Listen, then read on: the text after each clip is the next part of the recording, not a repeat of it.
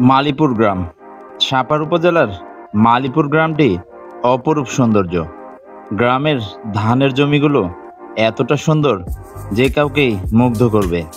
এ যেন পাহাড়ি অঞ্চলের জুম চাষের যে ধান ক্ষেতগুলো রয়েছে, ঠিক তার সাথে হুবহুব মিল রয়েছে এই মালিপুরের সুন্দর ধানের জমির।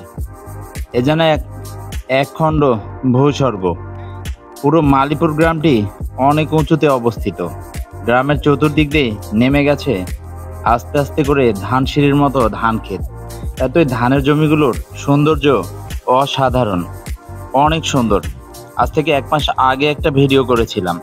সেই ভিডিওতে অনেকেই খুব ভালো কমেন্ট করেছিলেন, অনেকের পছন্দ হয়েছিল এই ধানের জমিগুলোর সৌন্দর্যটা।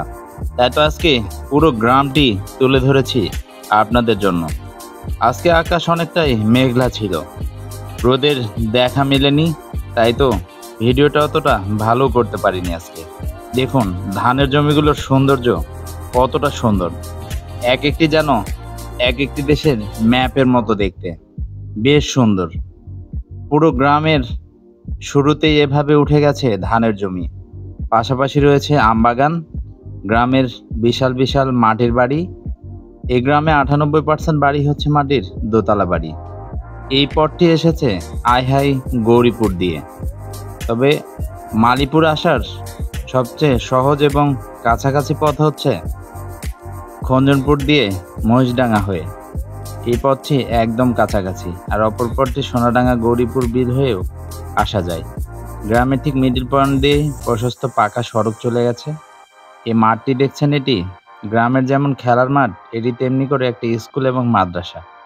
এখানে তাই তো শত শত ছেলেমেয়েরা লেখাপড়া করেছেন, এবং যারা আগে পড়াশোনা করেছেন তারা তো আরও অনেক বেশি। তবে এখন অনেকেই ভালো শিক্ষা নেওয়ার জন্য সাপাহারে চলে আসছেন। প্রত্যেক দিন এই দূর দূরান্ত থেকে সাপাহারে এসে আল হালাল ইসলাম একাডেমি, পাইলট উচ্চ বিদ্যালয়, জামাননগর বালিকা উচ্চ বিদ্যালয়, গার্লস স্কুল সহ বিভিন্ন স্কুল মাদ্রাসায় পড়াশোনা করছেন। গ্রামের চতুর্দিকের সৌন্দর্য দেখুন, অতুলনীয়। কিছু কিছু জায়গায় আমের বাগানগুলো আরো সৌন্দর্য ফুটে তুলেছে। ধানের জমিগুলো যেমন সবুজের শোভা বাড়িয়েছে, কিছু ধানের জমিতে ধানও পেকে গেছে, তাই তো দেখতে একদম সোনালী কালার। এটি গ্রামের ঠিক মিডিল পয়েন্ট, যাচ্ছে এই পাশ দিয়ে।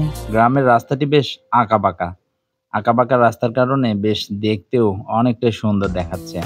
গ্রামে বেশ পুকুর রয়েছে, উপর থেকে দেখতে অনেক সুন্দর।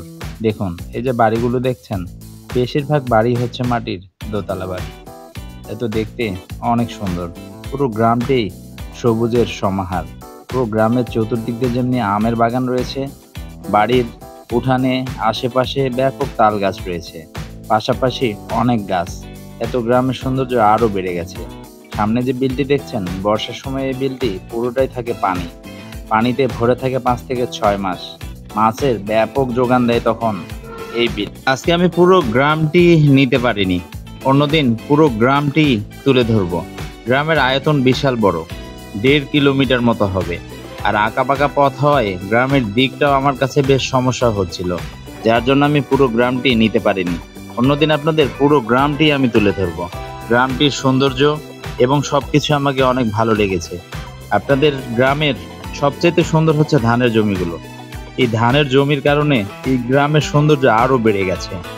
চারদিকে মাটির বাড়ি এবং চারদিকে যে সবুজ প্রকৃতি, এটি যে কাউকে মুগ্ধ করবে। কিছু কিছু জায়গায় পানের বোড়ামও দেখা যাচ্ছে। দেখুন পুরো গ্রামটি একটা সবুজের সমাহার, এতটাই সুন্দর পুরো গ্রামটি।